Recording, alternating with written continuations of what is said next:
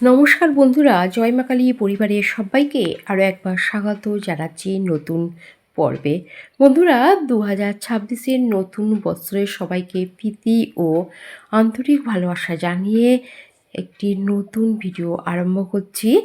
সামনেই আসছে মকর সংক্রান্তি ও পৌষ পার্বণ, সেই নিয়ে আজকে ভিডিও তৈরি করেছি। বন্ধুরা, হিন্দু ধর্মে মকর সংক্রান্তি কেবল একটি উৎসব নয়, বরং সূর্য উপাসনা, পুণ্য সঞ্চয় এবং আত্মশুদ্ধির সুযোগ। এই উৎসব সূর্যের মকর রাশিতে প্রবেশের প্রতীক।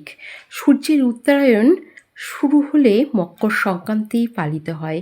কথিত এই দিনে সূর্য তার পুত্র শনির বাড়িতে যান। জ্যোতিষশাস্ত্র অনুসারে এই দিনই অন্ধকার থেকে আলোতে রূপান্তরের প্রতীক। পৌষ মাসের শেষের দিন বাঙালিরা এই উৎসব পালন করে থাকে। স্বাভাবিকভাবে 14 বা 15 জানুয়ারিতে এই উৎসব পালিত হয়। ঠিক যেদিন সূর্য মকর রাশিতে প্রবেশ করে এবং উত্তরায়ণের সূচনা হয়, তার আগের দিনই এই পৌষ সংক্রান্তি ঘরে ঘরে পালিত হয়। বিশেষ করে এদিন পিঠে পুলি বা গুড়ের পায়েসের মতো খাবার তৈরি করা হয় এবং খাওয়া হয়। এবং সময় দেখে নিই যে এবছরের পৌষ পার্বণ কীরকম সময় পড়েছে, সেটাই প্রথম দেখাতে চলেছি। বন্ধুরা, দেখতে থাকুন, স্ক্রিনে দিয়ে দিয়েছি। পৌষ সংক্রান্তি পড়েছে 14ই জানুয়ারি 2026 বুধবার। বাংলায় হচ্ছে 29শে পৌষ। আর দেখুন, এর সময় তিথিও দিয়ে দিলাম। বন্ধুরা, পৌষ সংক্রান্তির দিন মূলত নতুন ফসল ঘরে তোলা হয় আর শীতের সমাপ্তি ঘটে। এর পরের দিনই উত্তরায়ণের সূচনা হয়। ধর্মীয় আচার অনুষ্ঠানের সঙ্গে জড়িত এই বিশেষ দিনটি, কারণ এই দিন বাঙালির ঘরে ঘরে পিঠেপুলি ও পায়েস রান্না করা হয়। পাশাপাশি লক্ষ্মী পূজা ও গঙ্গা স্নানের মাধ্যমে সমৃদ্ধি সৌভাগ্য কামনা করা হয়। বন্ধুরা, এই দিনই আর একটু বলে রাখি, বাড়িতে বয়স্ক কি মহিলারা যারা আছে, এমনি সাধারণ বাড়ির গৃহিণী যারা আছে, বৌমা মেয়েরা সকালবেলা স্নান করে আলপনা দেয়, তারপর নতুন ধান বিছিয়ে দেওয়া হয়, তাতে গাঁদা ফুল, সর্ষে ফুল, মূলো ফুল দেওয়া হয় এবং আম পাতা দিয়ে ধানের শীষ দিয়ে বিবনি করে এরকমভাবে পুজো করার রীতি রয়েছে।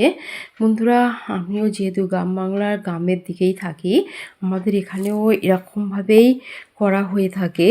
বন্ধুরা, তারপর সন্ধ্যা হলে আমাদের এখানে ঠাকুর ঘরে পুজোর আয়োজন করা হয়। ব্রাহ্মণ আসেন পুজো করতে। পুজো হয় সন্ধ্যাবেলা এবং সারা সন্ধ্যা জুড়ে পিঠে তৈরি হয়।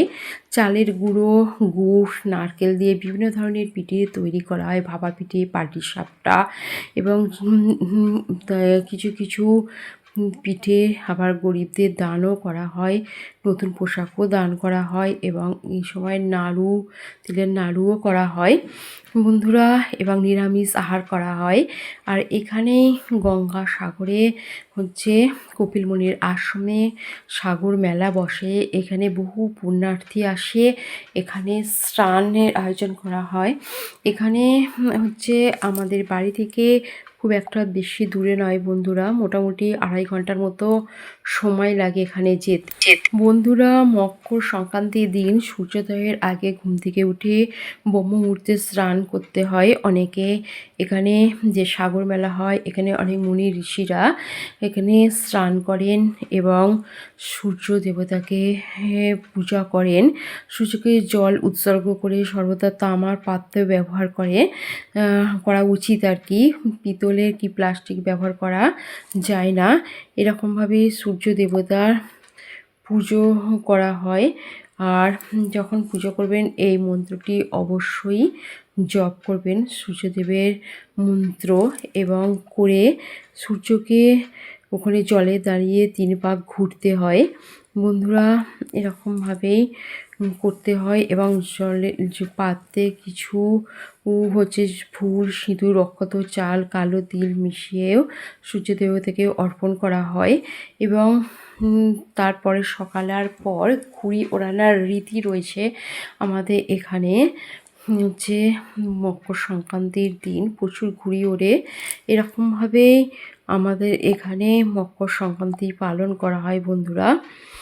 বন্ধুরা আজকে এই পর্যন্তই থাকলো, একটি সাবস্ক্রাইব করবেন, লাইক করবেন, শেয়ার করবেন বন্ধুরা, আমার ভিডিও দেখতে থাকবেন। আজকে পৌষ পার্বণ মকর সংক্রান্তির বিষয়ে কিছু তথ্য তুলে ধরলাম বন্ধুরা, আশা করি আপনাদের ভালো লাগবে ভিডিওটি। আজকে আসছি, নমস্কার। আবার পরবর্তী ভিডিওতে আপনাদের সঙ্গে আমার দেখা হবে। ভালো থাকুন, সুস্থ থাকুন।